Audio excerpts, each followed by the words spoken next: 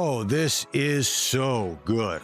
This 35 1.2 is so good.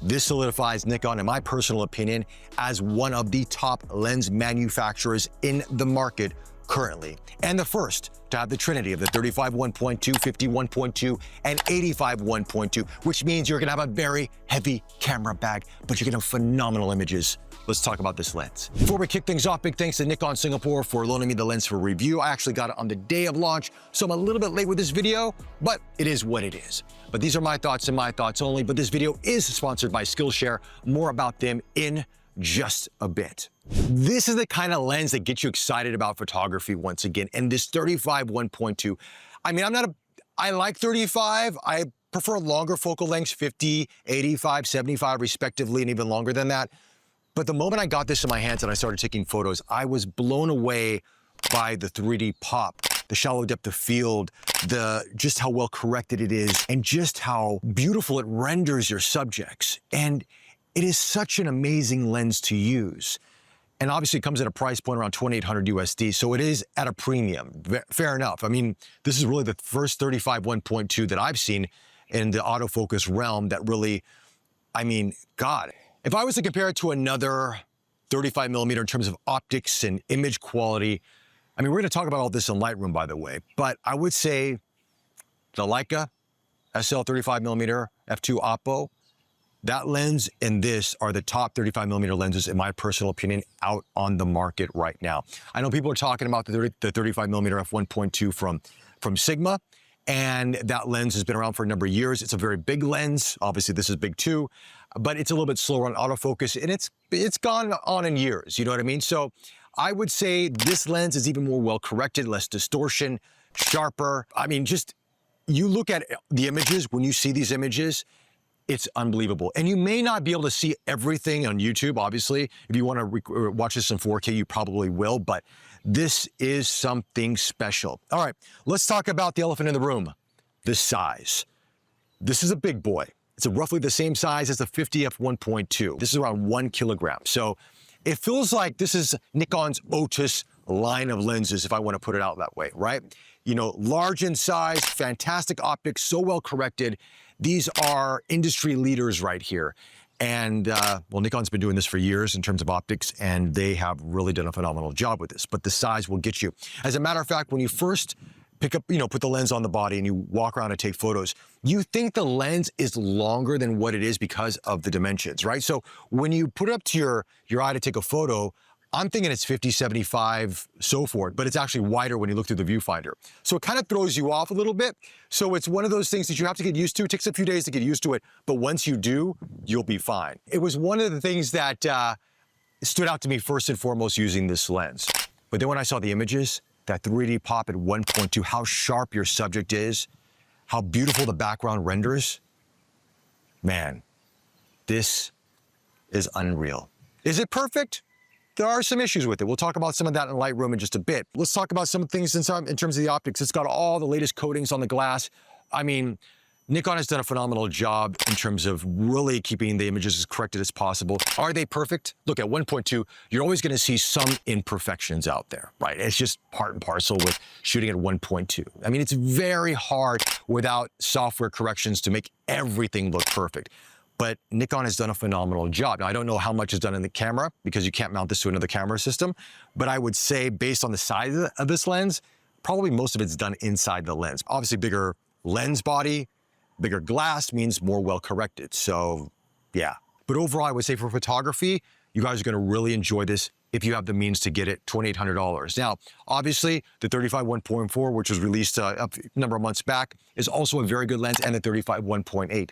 So you really can't go wrong in the lineup from Nikon. It just depends on your budget and what you need, size, etc. The 35 1.4, I think, will be great for a majority of people out there. But if you want that little extra something to your image, that's where this is gonna come to play. Anyway, let's jump into Lightroom right now. Let's take a look at some images. We'll talk about bokeh, image quality, all that great stuff. And then I'll come back with some video tests as well. All right, let's take a look at some bokeh here first and foremost, because everybody wants to talk about bokeh. Is it perfect? And the answer is, well, depends. You're gonna get a little bit of green-blue fringing around the bokeh balls, as you see from the street lights as I was taking this photo here. Bit of a cat's eye oblong shape on the sides in this area. Is it perfectly round? No, it's 1.2. It's very hard for any lens to be perfect at 1.2, but Nikon has done a great job in terms of overall correction. And again, unless you're zooming in 400%, which most people are not doing when they're looking at your images on social media, no one's going to notice the difference. So let's take a look at something that's in focus here. This is my dog Praha. And as you can see how sharp this resolves, beautiful fall off, separation from the background here. Absolutely beautiful. This has been edited slightly. Here's the before edit, and here's the after edit. Before edit, after edit. If you want to see what it's like before, still very, very sharp. Very nice color tones to it. Absolutely fantastic. Picture my friend Matt, and look at this as well. Matt is razor sharp. All the detail in his skin, the hair. He loves his red color hair. Now, it was slightly overexposed, brought it down. There's a lot of dynamic range in these files, of course. The Z8 is fantastic for that. And just look at the detail, the facial hair, his skin. He's looking really, really good on that. Look how sharp that is.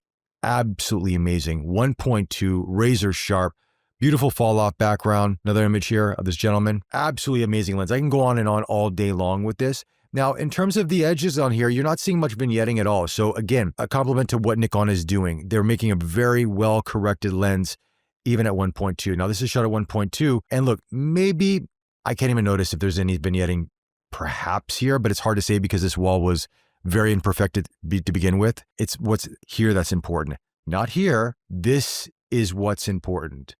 Sometimes we get caught up in all the imperfections and forget about capturing what's important, which is your subject. So those of you who like to nitpick and pixel peep sometimes, I get it. I also do the same thing, but we also have to take in consideration that it's about what's in focus, and not many other people do this kind of pixel peeping except us here on YouTube, because that's what people like to see. Again, look how sharp and beautiful this is. So with that, I want to talk about video for a second here. Now, a video that I actually did, and this is for Guinness. So this was all primarily shot on the 35 1.2, and I'm going to play this video for you now so you have an idea of how it looks and performs. In 119.5 seconds, life comes alive.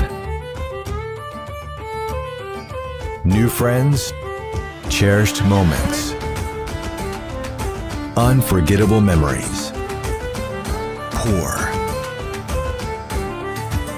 pause, savor. Guinness, because the best moments are worth the wait.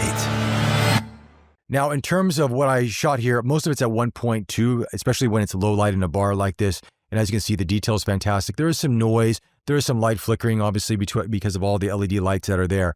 But very, very happy with the overall final results. Only a couple images. I think this was with the iPhone, and this girl here was with the iPhone. Everything else was with the 35 1.2. So, and also show you another video test of me, autofocusing, going back and forth into camera, but in real world, and to get the shots that you need, this is a really nice lens with really good separation. Speaking of photos and videos, let's talk about today's sponsor, Skillshare. For me personally, as I've grown my channel, I want my photos and videos to look even better than the last one. And I've been watching a lot of the videos on the Skillshare platform because these are creators that have been handpicked by Skillshare that give you the right information. There's a ton of information on YouTube, but not all the creators out there will give you what you need. Now, for me, I like to go back to the basics for Lightroom, especially. So I have Evgenia and Dominic Regini talking about harmonizing colors, which is a big deal in terms of what colors to adjust, how it makes you feel. All these small things are very important to get the most out of your photo. Then if I want to do some color grading and resolve, which I absolutely love to do, Fred Cervino, great teacher on this. He really walks you through color grading, color correction, what you need to do, what you should be looking out for. All these things helps our content get even better. And it's not just about photos and videos on Skillshare. There's so many other tools at your disposal. You want to learn how to draw,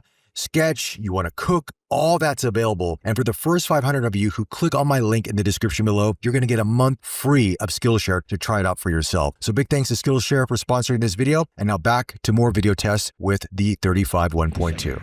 The autofocus when you're close, like in this range right here, if I was to move closer to the camera, it will takes some time to rack. Now, there are settings in the Z8 and Z9 to sort of speed up the autofocusing respectively. I mean, but what do you expect at 1.2 anyway? Most people are probably not gonna shoot a lot of video at 1.2. You're gonna need, if you're gonna shoot in bright daylight like this, you're gonna need a very strong ND filter, number one. And number two, a lot of things aren't in focus except the face, you know? So it's kind of like photography as well. It's like 1.2 is great for lower light situations, but if you want portraiture, you're not gonna get the entire face in focus, so you're gonna wanna stop down anyway. Same concept for videos. It's not a deal breaker, it's just one of those things I feel that's worth mentioning. Outside of that, I am in love with this lens. I mean, I just wish it was smaller. And that's probably the one caveat about this lens is the weight and the size. But again, it's a 1.2, so what can you expect? But anyway, guys, I'd love to hear from you. What do you think about this lens? Are you gonna pick this up? Are you just gonna go for the 35-1.4 or stick with the 35-1.8? Love to hear from you. Like always, like, subscribe. Thank you guys so much for the support. It really means a lot. And I'll chat to you all very, very soon. Take care.